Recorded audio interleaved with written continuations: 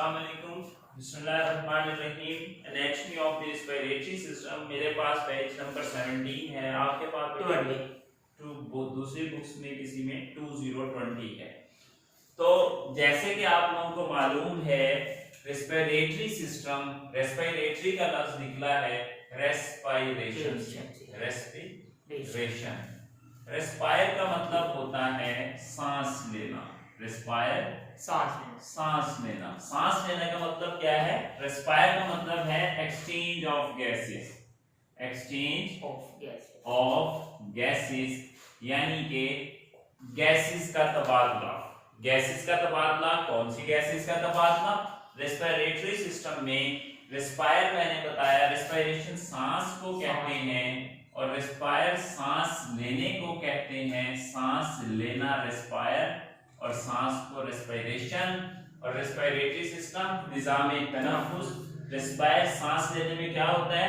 Exchange of gases, gases का तबादला होता है। गैसेस का तबादला होता है। कौन सी गैसेस का तबादला? कार्बन डाइऑक्साइड और ऑक्सीजन के दरमियान एक इंटरचेंज तबादला चल रहा है, इसको हम रेस्पिरेशन कहते हैं।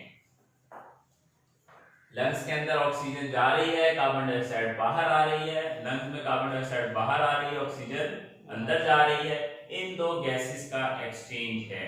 और आप लोग जानते हैं कि रेस्पिरेटरी सिस्टम हमारे नोज से शुरू होता है। कहां से स्टार्ट होता है? नोज से। नोज के बाद हमारी हवा नाक से होती हुई हमारे हल्क में पहुंचती है, डायरेक्ट फेफड़ों में नहीं चली जाती। हवा की एंट्री जो है, जैसे खाने की एंट्री मुंह है, आप खाना नाक से नहीं खा सकते, इस तरह हवा की एंट्री आप मुंह से भी कर सकते हैं, लेकिन मुंह से सांस लेने में जरासीम के जाने का एहतमाल ज्यादा है।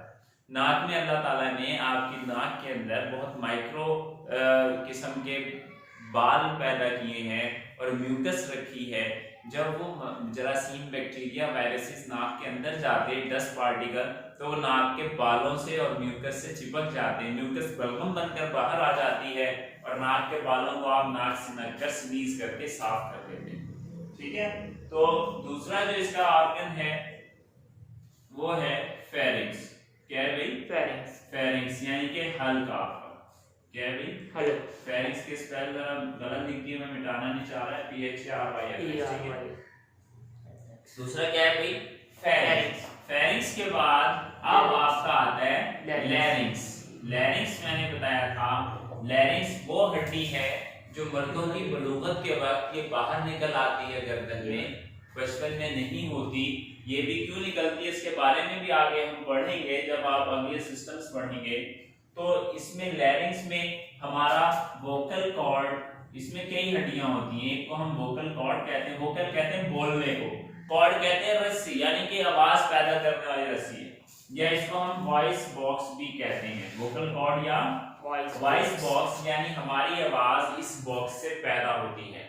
याद रखिएगा कि आवाज ऐसे ही है जैसे किसी इंसान ने बांसुरी देखी हो, बांसुरी से सुर निकलते हैं, बांसुरी से सुर नहीं निकलते। बांसुरी क्या है? वो एक पाइप है, होलो पाइप, और उसमें कट लगे हुए और सुराख। जब आप उसमें हवा को ब्लो करते हो तो सुराख से हवा निकलकर एक आवाज पैदा करती है, और किसी जगह की हवा को आप दबाकर दूसरे को छोड़कर सुरों को तरतीब देते हैं।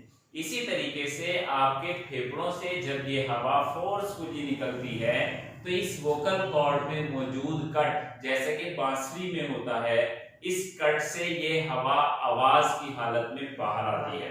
और जब ये आवाज की हालत में बाहर आती है तो आपकी जबान इन अल्फाज को शेप देती है। याद रखिएगा कि जो भी मुल्क है, किसी भी कंट्री के लोग हैं, उनकी अपनी जबान से ही उनकी आवाज, उनकी लैंग्वेज है, वरना फेफड़े से निकलने वाली आवाज हर किसी की एक जैसी है। जबान की लैंग्वेज को इस्तेमाल करते हुए पश्तो, उर्दू, पंजाबी, सिंधी, बलोची, मकरानी, पता नहीं कौन कौन सी जबानें बोलते हैं। ठीक है। तो फेफड़ों का काम क्या है? हवा निकालना। और वॉइस बॉक्स का काम क्या है? जैसे कि बांसुरी में कट है, आवाज को पैदा करना। इस तरीके से आपकी आवाज बनती है। आप देखें कि अल्लाह ताला ने इस दुनिया में कितने इंसानों को पैदा किया, और इतने ज्यादा इंसान पैदा किए, बहुत से इंसान ऐसे भी हैं और किसी से एक दूसरे की शक्ल नहीं मिलती। बहुत से ऐसे भी हैं, दो भाई दो बहनें एक साथ ऐसी पैदा हो जाती जिनकी शक्लें सेम होती हैं, लेकिन याद रखिएगा आवाज उनकी भी नहीं मिलती। शक्ल सेम जरूर होगी लेकिन आवाज मैच नहीं करती। आवाज की आप नकल कर सकते हैं किसी की, किसी गुलकार की, किसी अदाकार की, लेकिन आपकी जो जेन्युइन आवाज है वो पूरी दुनिया में कभी किसी से मुशाबहत नहीं रखेगी। 5 भाई हैं एक घर में, 6 भाई हैं, 6 बहनें, 10-12 अफराद हैं, किसी की आवाज किसी से नहीं मिलती। आप किसी को देख नहीं रहे, कमरे में कोई बोला है, आपको पता लग जाएगा ये वो शख्स है। तो ये अल्लाह का कमाल है। यकीनन इस कट में कोई चेंजेस होंगी, जैसे बांसुरी के कट में हम कट्स लगाते हैं पाइप में तो सुर बदल जाते हैं, तो कट में अल्लाह ताला ने कोई ऐसी माइक्रो चेंजेस की हैं कि हम सबकी आवाज पूरी दुनिया की तब्दील हो गई। ठीक है, अब हम इसको पढ़ते हैं। अच्छा, फिर लैरिंग्स के बाद आ जाता है लैरिंग्स। खबर लग गया? वोकल कॉर्ड, वॉइस कॉर्ड, हल्क की हड्डी, इसे क्या कहते थे? हल्क की हड्डी, जो हल्क के नीचे हड्डी है गर्दन के ऊपर। और नंबर 4 पर क्या है? फिर आ जाता है ट्रैकिया। ट्रैकिया जैसे इसोफेगस है, गर्दन से नीचे फेफड़ों तक जो पाइप जा रहा है वो ट्रैकिया है। वो क्या है भाई? ट्रैकिया को हम सांस की नाली कहते हैं। क्या कहते हैं? सांस की नाली। इसके अंदर जब कोई खाने का टुकड़ा, पानी का जर्रा, ऑयल का जर्रा चला जाता है, हमें फंदा लग जाता है। कल एक बात बताना थी बहुत इंपॉर्टेंट, देखो याद रखिएगा, हमारी बॉडी के जितना जीआईटी सिस्टम है, गैस्ट्रोइंटेस्टाइनल ट्रैक्ट, उसके अंदर एक मूवमेंट होती है। मूवमेंट कहते हैं हरकत को। क्या होता है भाई? हरकत, मूवमेंट, जिसको हम पेरिस्टाल्टिक कहते हैं। क्या कहते हैं?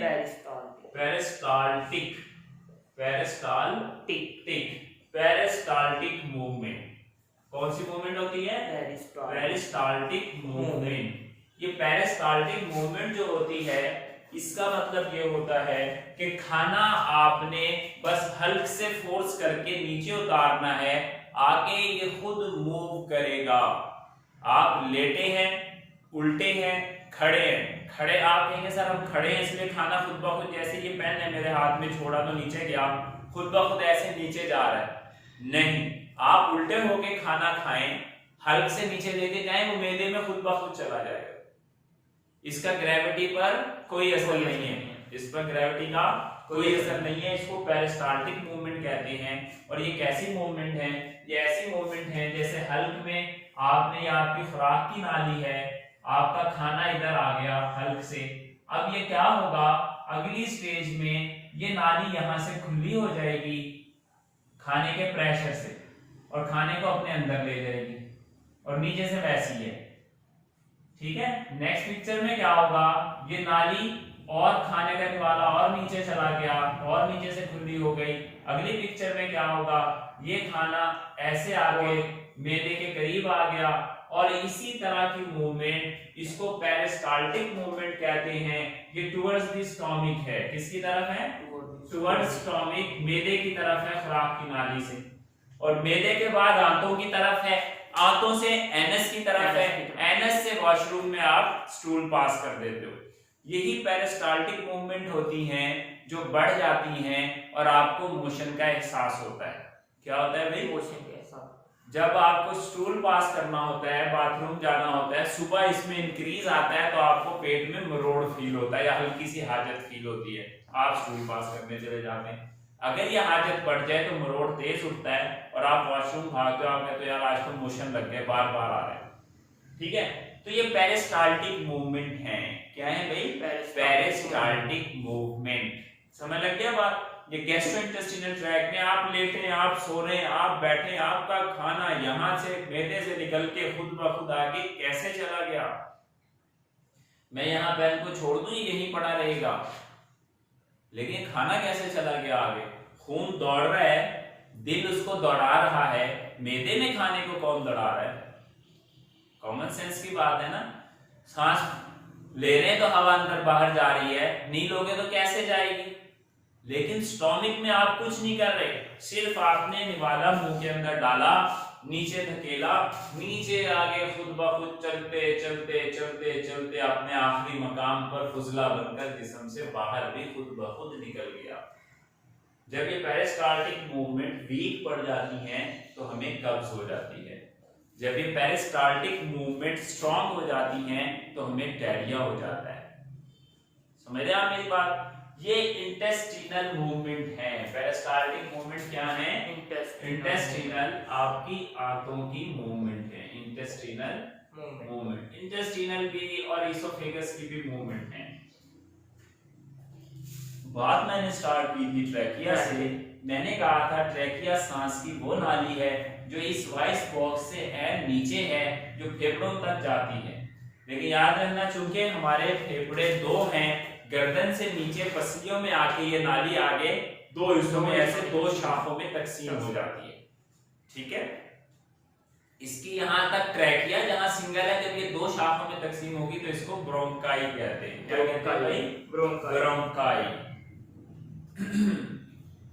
तो अब ये ट्रैकिया जो है, मैंने आपको बताया कि आपके मुंह के अंदर खुराक की नाली में कोई भी चीज चली जाए, लक्कड़ पत्थर, 5 रुपए का सिक्का, मोती बच्चा खा ले, कोई नट, कोई पेच, कुछ भी जाए उसने नीचे नीचे जाना है। लेकिन अगर यही चीज सांस की नाली में चली जाए तो सांस की नाली इसके रिवर्स करती है। क्या करती है? रिवर्स। इस प्रोसेस के रिवर्स करती है। कैसे? कि सांस की नाली खुली है, ऐसे है नॉर्मल हवा के लिए, लेकिन एयर आ रही है, एयर को कुछ नहीं कह रही। एयर में अगर जर्रात है, मट्टी के डस्ट पार्टिकल हैं, तो वो इसको चुभेंगे, उनके लिए भी ये सेंसिटिव होगी, आपको खांसी उठने लग जाएगी। किस लिए? कि ये डस्ट पार्टिकल अंदर से निकल के बाहर चले जाते। इसकी काम ये है कि खालिस हवा को अंदर जाने देती है, कोई भी सॉलिड पार्टिकल को अपने अंदर नहीं जाने देती और सुकड़ती है। क्या करती है? सुकड़ती है। अब पानी का जर्रा आ गया आपके मुंह में, तो ये नाली यहां से तंग हो जाएगी, ऐसे नीचे से ठीक रहेगी, ऊपर से तंग हो गई। ऊपर से क्या हो गई? तंग चिपक जाएगी, ऐसा चिपकेगी कि खुलेगी नहीं। जब खुलेगी नहीं तो आपको फंदा लग जाएगा, नीचे का सांस नीचे, ऊपर का सांस ऊपर। आप चाहेंगे मैं सांस लूं, सांस अंदर नहीं जा सकता क्योंकि नाली बंद है।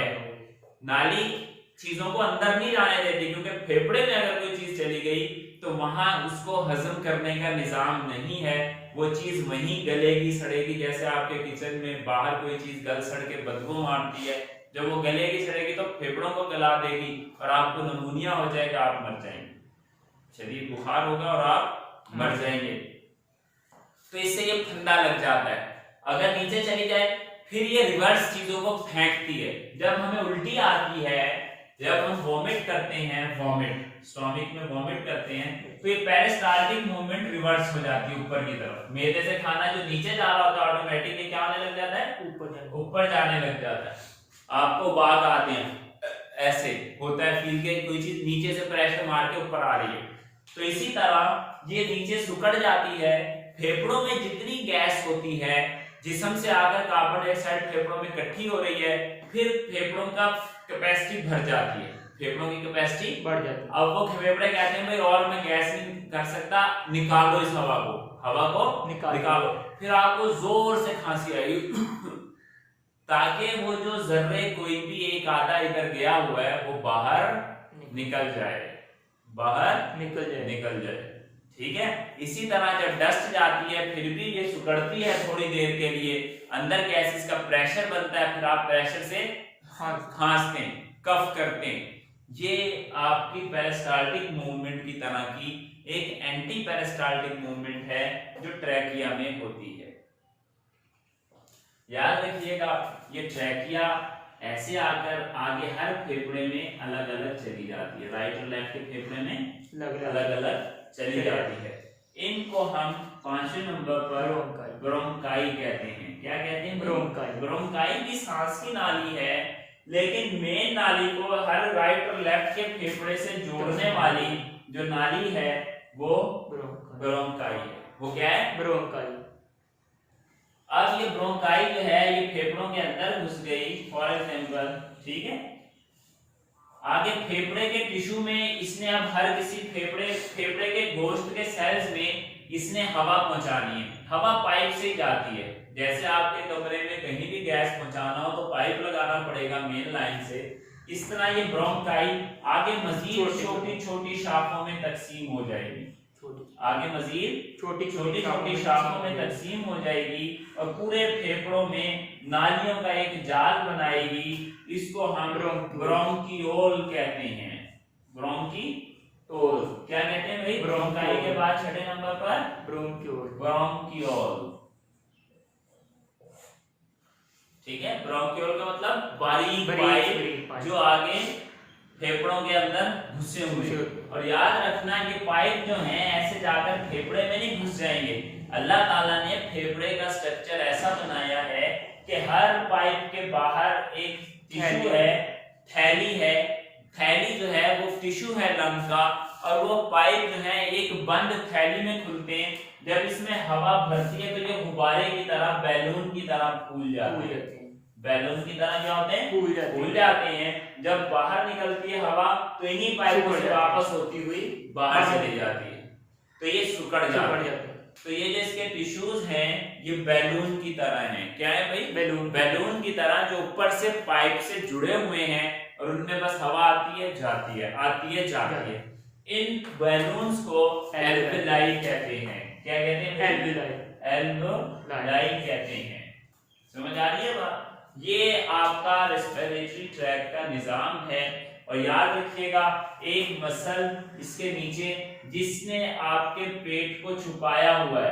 पेट को छुपाने से मुराद ये नहीं कि पर्दा डाला हुआ है, छुपाने से मुराद ये है कि पेट के आंतों को, ओजड़ी को, मैदे को और दूसरी चीजों को फेफड़ों वाली चीजों के पास नहीं जाने देता। अगर ये ना हो, ये निजाम, पेट को अल्लाह ने एक थैली में बंद किया है। अगर ये थैली में अल्लाह ताला बंद ना करते, आप उल्टे होते तो यहाँ पे ऊपर चली जाते, नीचे होते तो नीचे चली जाती। इस तरह यहाँ पे एक मसल बनाया है। इस मसल को डायाफ्राम कहते हैं। जब हम सांस ऊपर लेते हैं तो डायाफ्राम ऊपर चला जाता है, मसल खिंच जाता है। ठीक है, और ये नीचे आ जाता है, ये डायाफ्राम है। अब देखो मेरे पास ये पिक्चर एक बनी हुई है, ये वाली डाइजेस्टिव सिस्टम के साथ मेरी बुक में, और किसी की बुक में अलग बनी होगी। इसमें ये तमाम ऑर्गन लिखे हुए हैं जो मैंने आपको सादा अल्फाज में समझा दिए। अब हम इसको साइंटिफिकली पढ़ेंगे। आप इन ऑर्गन्स को देखो। नेजल कैविटी यानी नोज से शुरू होने वाली नेजल कैविटी के बाद हवा फेरिंक्स हल्क के अंदर चली गई। हल्क मैंने बताया था रेस्पिरेटरी सिस्टम और गैस्ट्रोइंटेस्टिनल सिस्टम दोनों में ये मुश्तरक ऑर्गन है। हवा ने भी हल्क से होकर ही नीचे जाना है, खाने ने भी हल्क से होकर नीचे जाना है। फिर देखो लैरिंक्स आ गया। लैरिंक्स के बारे में मैंने बताया कि ये वोकल कॉर्ड वॉइस बॉक्स है जो कि गर्दन के अंदर होता है, हड्डी की तरह का उभार है। उसके बाद जब ये गर्दन से नीचे छाती, जहां से पसलियां स्टर्नम शुरू हो गई, आपकी ब्यूटी बोन शुरू हो गई, वहां पर जब ये आपकी सांस की नाली आई तो अब इसका नाम ट्रैकिया पड़ गया। जब ये फेफड़ों के अंदर जाकर दो शाखों में तकसीम हो गया, ये बड़ा पाइप दो बारीक पाइपों में तकसीम हुआ, हर लंग्स के लिए अलग, तो इसका नाम ब्रोंकाई पड़ा। जब ये ब्रोंकाई मजीद छोटे छोटे पाइपों में जाकर फेफड़ों के गुब्बारों वाले टिश्यू में जुड़ जाएगा, उसको ब्रोंकियोल कहेंगे। और इन गुब्बारों को जिनमें हवा भरती है, एक फेफड़े में लाखों गुब्बारे लाइक स्ट्रक्चर है जिनको हम एल्वेलाई कहते हैं। क्या कहते हैं? एल्वेलाई। और ये एल्वेलाई जो होते हैं ये एक साथ सारे लाखों फूलते हैं और लाखों सिकुड़ते हैं। फेफड़ा एक बैलून नहीं है, एक बड़ा बैलून नहीं है, ये छोटे छोटे हजारों बैलून का मजमुआ है। अगर आपने कभी जानवर के फेफड़े को कट करके देखा हो कुर्बानी के दिनों में, तो उसके जब फेफड़े को अंदर से काटे तो अंदर सारा सुराख वाला स्ट्रक्चर है। कभी गौर कीजिएगा इस कुर्बानी पर, ठीक है, तो पता चलेगा कि अंदर कैसे बारीक पाइप गए हुए, और वो अंदर से खोखले हैं और गुब्बारे भी अंदर से खोखले हैं, टिश्यू भी अंदर से खोखले हैं जो हवा से भरते हैं। तो अब anatomy of the respiratory system में आपको पढ़ाता हूं ऑफिशियली, मेरे साथ आप पढ़िए प्लीज, इसको रीडिंग करिए। मुझे उम्मीद है कि हर किसी को समझ आ गई होगी। अगर किसी स्टूडेंट को समझ नहीं आई या ना आ रही हो जब हम पढ़ेंगे तो इसको आप प्लीज मुझे, इस पिक्चर में एल्वेलाई नहीं दिखाया हुआ है, आगे इसको बयान किया हुआ है, ठीक है, तो मुझे आप चैट बॉक्स में क्वेश्चन कर सकते हैं। The respiratory system consist of the nose, आपका निजाम तनफ्फुस नाक, फेरिंक्स हल्क, लैरिंक्स हल्क की हड्डी, ट्रैकिया सांस की नाली, ब्रोंकाई सांस के पाइप, फेफड़ों के पाइप जो सांस की नाली से जुड़े हुए हैं, और लंग्स फेफड़ों पर मुश्तमिल है। फेफड़ों के अंदर ब्रोंकाई जो है वो तकसीम होकर ब्रोंकियोल बन जाते हैं, और ब्रोंकियोल फेफड़ों के गुब्बारों यानी कि बैलून यानी कि एल्वेलाई से जुड़ जाते हैं। For a clinical point of view, तिब्बी नुक्ता नजर से, क्लिनिकल तिब्बी पॉइंट ऑफ व्यू नुक्ता नजर से, द रेस्पिरेटरी सिस्टम निजाम तनफ्फुस इज डिवाइडेड, उसको तकसीम किया जाता है into the upper and lower respiratory system, उसको अपर और लोअर रेस्पिरेटरी ट्रैक्ट में डिवाइड किया जाता है। अपर का मतलब रेस्पिरेटरी सिस्टम के ऊपर वाले ऑर्गन, लोअर का मतलब नीचे वाले ऑर्गन। याद रखिएगा आपकी नाक और हल्क ये अपर रेस्पिरेटरी सिस्टम का हिस्सा है, जहां से सांस की नाली शुरू हो गई मुंह से नीचे, ये लोअर रेस्पिरेटरी सिस्टम, इसमें फिर आपकी ट्रैकिया, ब्रोंकाई, लंग्स, हर चीज इसमें शामिल है। ये पेपर में सवाल आ सकता है कि अपर रेस्पिरेटरी सिस्टम के ऑर्गन्स कौन कौन से हैं, तो आपको ये नाम आने चाहिए। कॉमन सेंस है, कोई रॉकेट साइंस नहीं है। अपर मतलब ऊपर वाला निजाम तनफ्फुस के हिस्से, ऊपर वाले कौन से, नाक है, मुंह है, हल्क है, और क्या है, ठीक है। दिस अपर रेस्पिरेटरी ट्रैक्ट, ऊपर वाला रेस्पिरेटरी ट्रैक्ट इस कंसिस्ट ऑफ, मुश्तमिल है द नोज नाक, थ्रोट, फेरिंक्स यानी Hulk, throat and associated structure, और उसके साथ जुड़े हुए स्ट्रक्चर्स। मुंह के साथ जो जो चीजें जुड़ी हुई हैं वो सब चीजें अपर रेस्पिरेटरी सिस्टम में है। और लोअर रेस्पिरेटरी सिस्टम में क्या है, the lower respiratory tract is consisting of the larynx. अब लोअर में क्या आ गया, लैरिंक्स, गले की हड्डी, गले की हड्डी, जैसे एक मुहावरा भी बनाना, ये तो मेरे गले की हड्डी बन गया, यानी गले में अटक गया, ठीक है। गले की हड्डी, ट्रैकिया सांस की नाली, ब्रोंकाई वो पाइप जो सांस की नाली से राइट और लेफ्ट फेफड़ों में जा रहे हैं, एंड लंग्स ये लोअर रेस्पिरेटरी सिस्टम में आते हैं। समझ आ रही बात?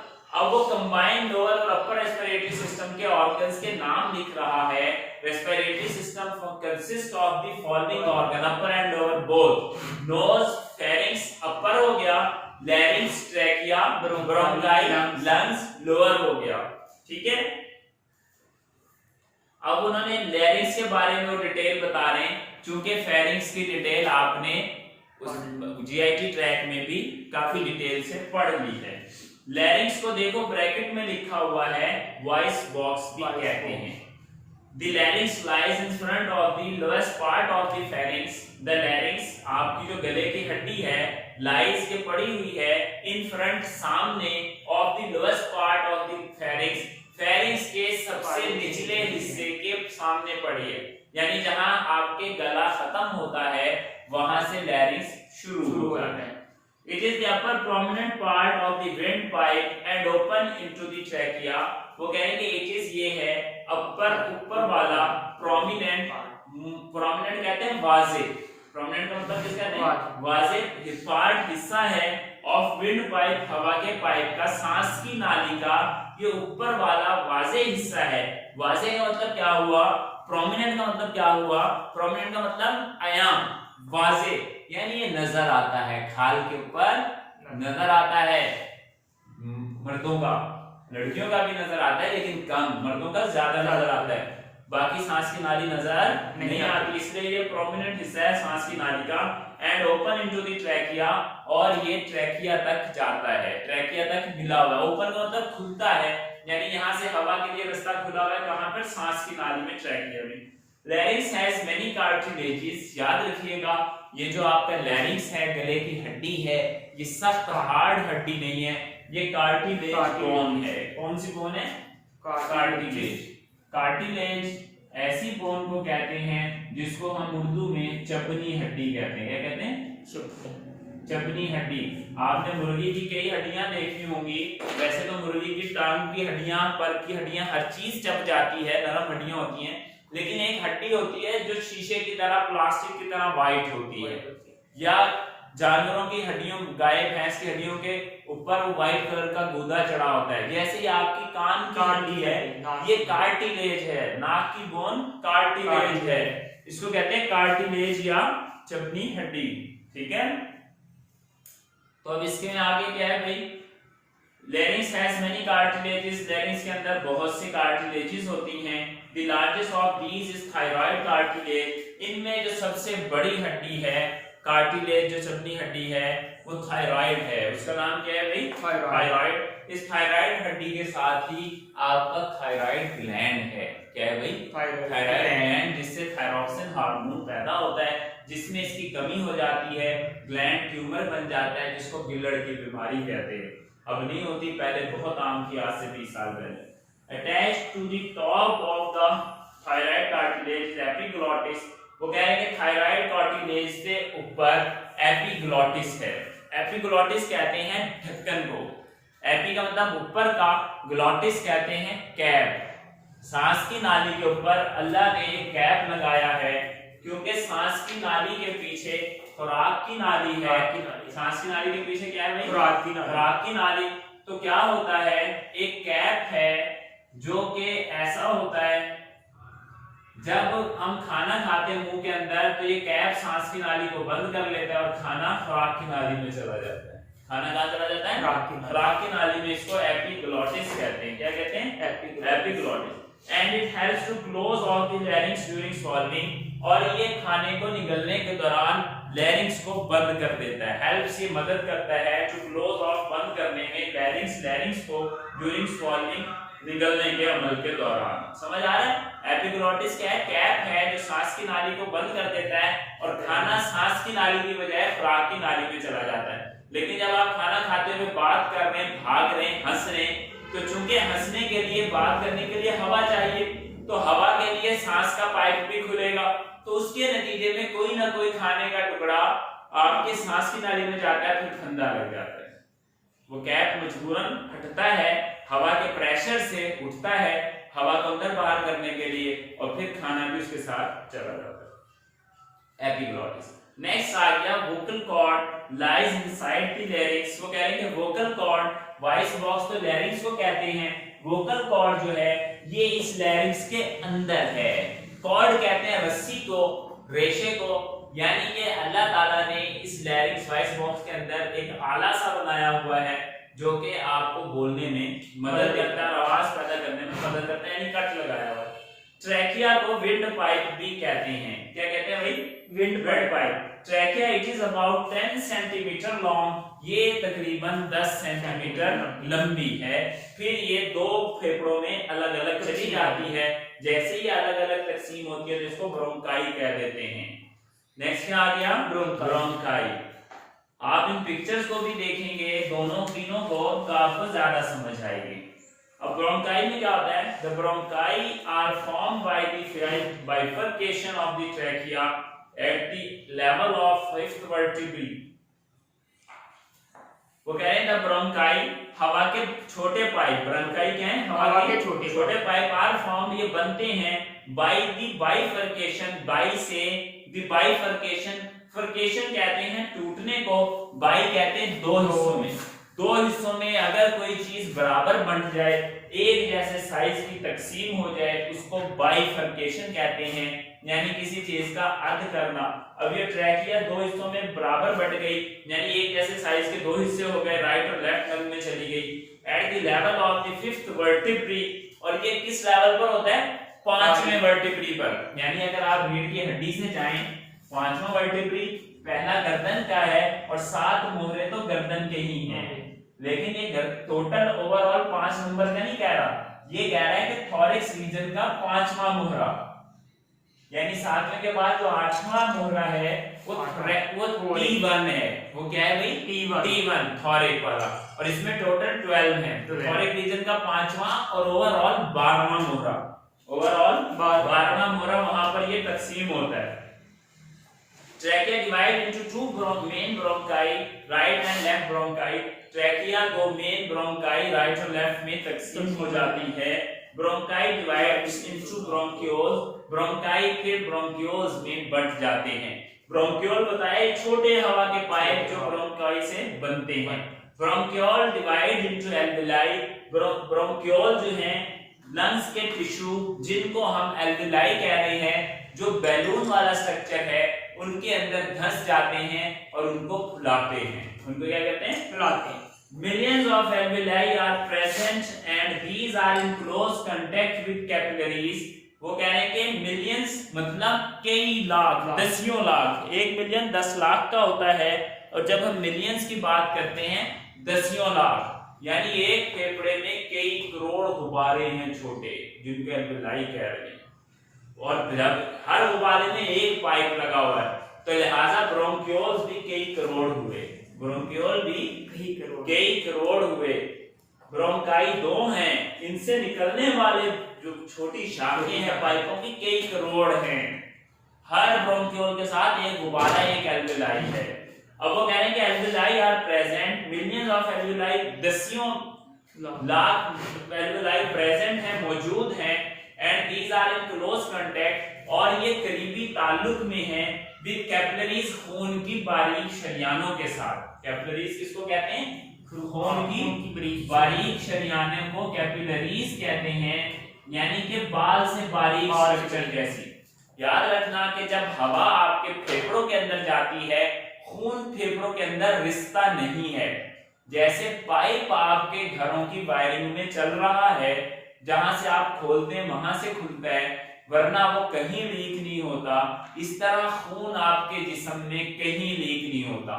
खून अपने पाइपों में नालियों से कभी बाहर नहीं आता. ना खून सेल के अंदर जाता है, सेल्स के अंदर भी नहीं जाता. इसी तरह फेफड़ों से बाहर भी नहीं आता कि ऑक्सीजन उससे टकराए, उसमें ऑक्सीजन मिक्स हो जाए, बल्कि ये ऑक्सीजन आपकी जो कैपिलरी है इसकी स्किन से पार होके जज़ब होके खून के नालियों के अंदर चली जाती है. और कार्बन डाइऑक्साइड खून की नालियों के अंदर से कैपिलरीज की मेम्ब्रेन से जिल्द से निकलकर लंग्स के गुब्बारे में आ जाती है. एक्सचेंज ऑफ गैसेस होता है, एक्सचेंज ऑफ ब्लड नहीं होता. इसी तरह जो आपका सेल है, हर सेल की एक मेम्ब्रेन है. सेल को ऑक्सीजन चाहिए तो खून की नालियां जब आपके जिस्म के सेल्स के पास से गुजरेंगी, जैसे खून की नालियां मेरे हाथ के अंदर है, कट लगता है तो खून निकलता है ना, तो इनके अंदर से ऑक्सीजन निकलकर सेल मेम्ब्रेन में चली जाएगी और सेल से कार्बन डाइऑक्साइड निकलकर ऑक्सीजन ब्लड के अंदर आ जाएगी. फिर ब्लड इस कार्बन डाइऑक्साइड को लेकर लंग्स में जाएगा, फिर लंग्स की झिल्ली से ऑक्सीजन अंदर, कार्बन डाइऑक्साइड बाहर, फिर कार्बन डाइऑक्साइड जिस्म से बाहर. इस तरीके से किसी भी चीज की ट्रांसफ्यूजन होती है. बात याद रख लेना कि खून कभी भी आपके किसी भी सेल या टिश्यू के अंदर नहीं जाता, वो अपने क्लोज पाइप से कभी बाहर नहीं निकलता. जब आपका हाथ कटता है, उंगली कटती है, खून निकलता है तो हमें नजर नहीं आता कि खून कहां से निकल रहा है. ऐसे लगता है कि हर मसाम से खून फूट रहा है. दर हकीकत कटे तो आपके सेल हैं, लेकिन इन सेल को साइडों से कैपिलरीज ने घेरा हुआ है, एक जाल कसा हुआ है. जब आपका सेल कटता है तो कैपिलरीज भी कट जाती है, इसलिए खून बाहर आ रहा होता है. समझ आ रही है बात? अगर कैपिलरीज ना कटे फटे तो खून नहीं निकलता. लेकिन ये इतनी बारीक है, हर जगह पहुंची हुई है कि खून निकल आता है. तो वो कह रहे हैं कि यहाँ पर एल्वेलाई जो है कैपिलरीज के साथ क्लोज कांटेक्ट में है, where blood comes into almost in direct contact with air. वो कह रहे हैं कि इन एल्वेलाई में क्योंकि कैपिलरीज बहुत करीब हैं, लिहाजा blood comes into contact, blood का वास्ता कांटेक्ट राबता हो जाता है directly with the air, air से, हवा से. हवा उसकी मेम्ब्रेन से, कैपिलरी शरियानों की मेम्ब्रेन से जज़ब होकर खून के अंदर जाएगी. खून से कार्बन डाइऑक्साइड निकलकर मेम्ब्रेन से गुजरती हुई बाहर लंग में आ जाएगी. पहले आपकी हवा को लंग्स की लेयर को क्रॉस करना है, फिर खून की शरियान की लेयर को क्रॉस करना है. सही है? उससे खून लीक नहीं होगा, पानी लीक नहीं होंगे, red blood cell, white blood cell, platelets leak नहीं होंगे, सिर्फ क्या लीक होगी, हवा। ठीक है, फिर ये थोड़ी थोड़ी लीक होकर भरती रहती है। खरबों सेल हैं खून के, वो इतनी ज्यादा हवा निकालते हैं, हम बाहर फेंक देते हैं। इस तरह सांस का निजाम चल रहा है। एक नॉर्मल इंसान 1 मिनट में 12 बार सांस लेता है। कितनी बार? सिर्फ 12 बार।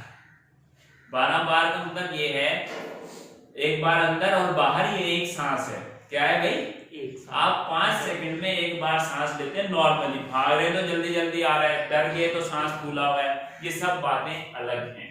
ठीक है, अब आप ये अगर अगली पिक्चर देखें जहां पर ये ढांचा बना हुआ है और इसमें देखो लंग्स के अंदर गुब्बारे दिखाए हुए हैं, उसके अंदर हवा है और हवा देखो इन गुब्बारों को जाल की तरह बुना हुआ है, जाला बुना हुआ है, जैसे बॉल के ऊपर किसी ने मकड़ी ने जाला बनाया हो।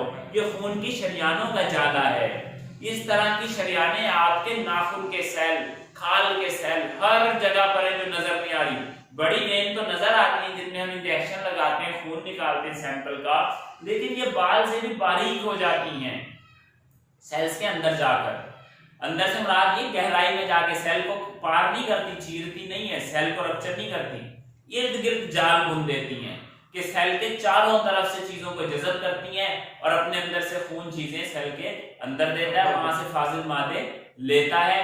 यही कॉन्सेप्ट लंग्स के अंदर है, लंग्स के सेल के अंदर भी यही कॉन्सेप्ट है। ये देख लें पिक्चर।